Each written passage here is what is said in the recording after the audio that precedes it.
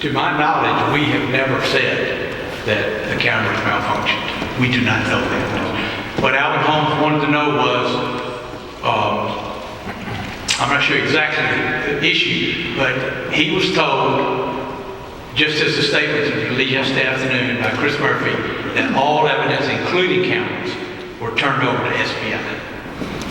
Can you give us some sense, Mayor, report to where the officer is today? Is he still in isolation? Would be standard procedure in situations, any officer involved shooting, he would be evaluated, and then if he was declared to be fit for duty, he will be placed on an administrative position and will not return to patrol until this incident has been fully developed and a final resolution. So today he is off, and at some future point he may come back to administrative duties, but not patrol duties. So as a community leader myself and a friend of Greg Gunn's as well, my question is about the officer that did the shooting. Has this officer demonstrated in the past, or is there anything in his record that would lead you to believe that he would commit such an act, or have anything ever been reported on this officer that he has shown hatred toward blacks or anything of that nature? That question should probably go to Chief Gunn. This kind of review was filed, the answer is no. And we have an independent board, city investigation, that investigates not only the police department, but any city agencies, any type of violations or complaints against any city employee. The good thing about that is that if that red flag goes up on this particular errant officer or any officer that shows a propensity to target groups or excessive this or excessive that use of force, that will come to our attention, where they will complete an investigation. And the way that my team operates is that we do not hold back. We administer fair and equitable punishment to correct those behaviors. So with this particular officer, we haven't seen those patterns, but we do monitor those infractions on all the officers, the 500 officers that we got every quarter or every other month, that we get a printout to see where we at and see if there's any particular patterns or concerns that come up. If there's a particular pattern or concerns that come up, we will do roll call training. We will do some type of additional training just to say that this is an issue in the police department that we got to make sure that we address those issues. The last thing that I will say real quick is that we had a courtesy complaint comes up on how we engage our community. And so we developed some sensitivity training. And that is for all MPD as well as civilians to deal with sensitivity training and engagement with the community. So if we see those issues of concern that we have to address that comes to my attention or my staff attention, we will address them.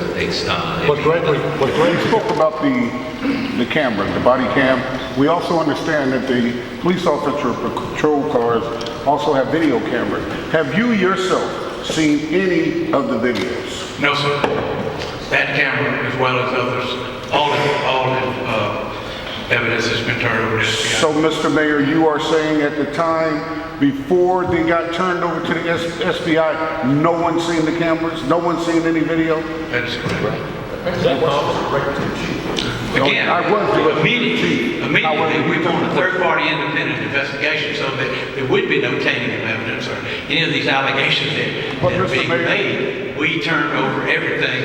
SBI came to the scene. They turned over everything. You cannot just review the tape that they're included in the cameras. But Mr. Mayor, out of all due respect, I did ask the chief.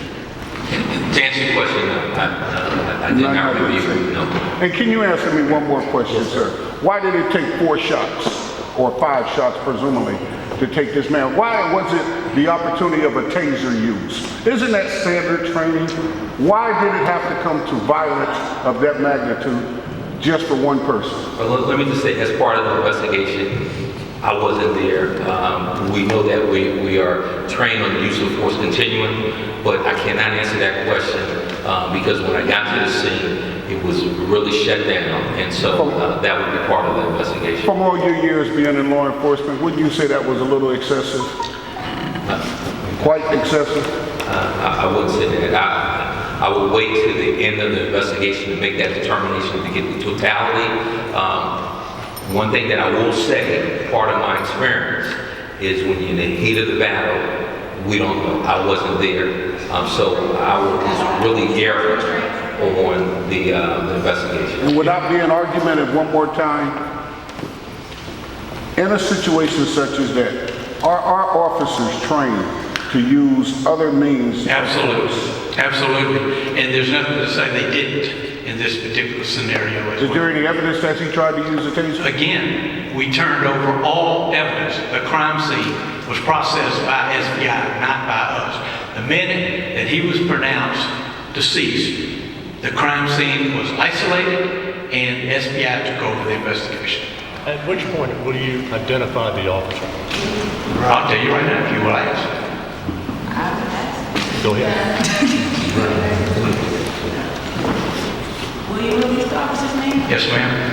His name is A.C. Smith. He was hired in 2012. Okay, I've had a problem with that officer. That officer, he doesn't really, you don't have to be in the battle to have that officer going. In fact, that officer goes around saying that he's had black people shot up and that the whole Black Lives Matter thing is stupid. So how do we know that for this instance that this officer didn't just... That has not come to our attention, but during the investigation, if that comes out and that's corroborated by SBI, then I would ask you to go to SBI and give them that information. I'm sure we will. So let's make sure it's the right person. Can we hear from